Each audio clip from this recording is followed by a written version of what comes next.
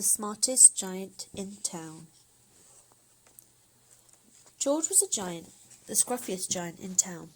He always wore the same pair of old brown sandals and the same old patched-up gown. "I wish I wasn't scruffiest giant in town," he said sadly. But one day George noticed a new shop.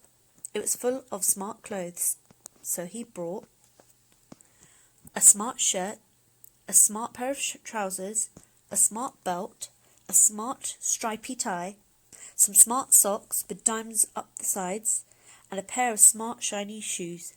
"Now I'm the smartest giant in town," he said proudly. George left his old clothes behind in the shop. He was about to go home when he heard a sound.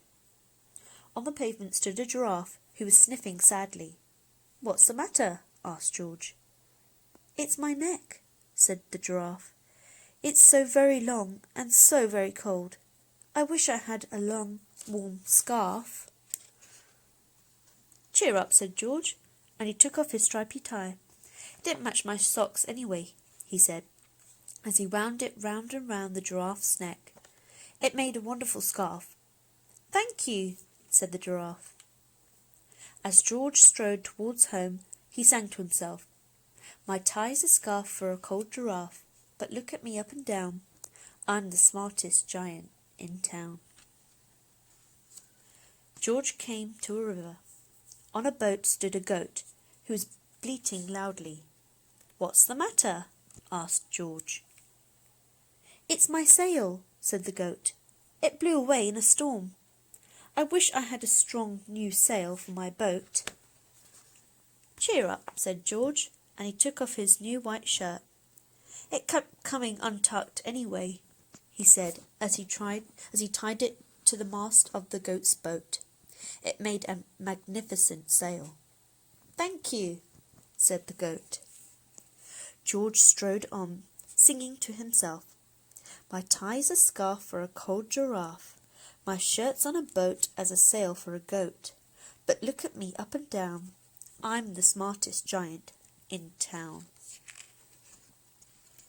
George came to a tiny ruined house. Beside the house stood a white mouse with lots of baby mice.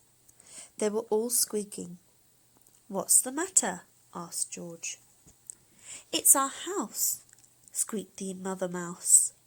"It burned down, and now we have nowhere to live. I wish we had a nice new house." "Cheer up," said George, and he took off one of his shiny shoes. "It was giving me blisters anyway," he said, as the mouse and her babies scrambled inside. The shoe made a perfect home for them. "Thank you," they squeaked. George had to hop along the road now, but he didn't mind. As he hopped, he sang to himself, "My tie's a scarf for a cold giraffe. My shirt's on a boat as a sail for a goat.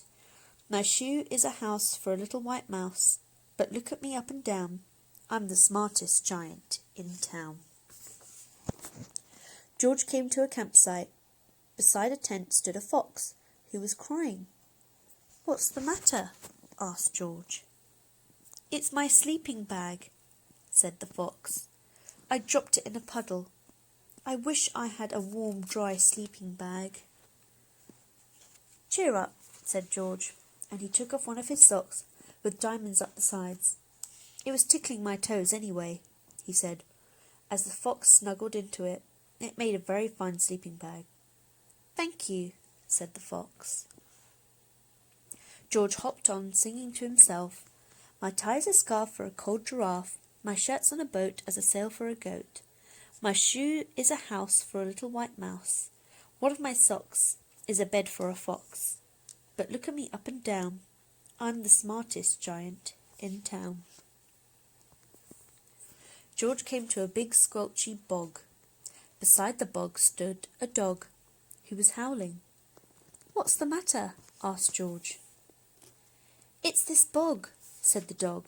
"I need to get across, but I keep getting stuck in the mud. I wish there was a safe, dry path." "Cheer up," said George, and he took off his smart new belt. "It was squashing my tummy anyway," he said, as he laid it down over the bog. It made an excellent path. Thank you, said the dog. The wind started to blow, but George didn't mind. He hopped on, singing to himself. My tie's a scarf for a cold giraffe, my shirt's on a boat as a sail for a goat. My shoe is a house for a little white mouse. One of my socks is a bed for a fox. But my belt helped a dog who was crossing a bog. But my trousers are falling down. I'm the coldest giant in town. Suddenly George felt very sad and shivery, and not at all smart.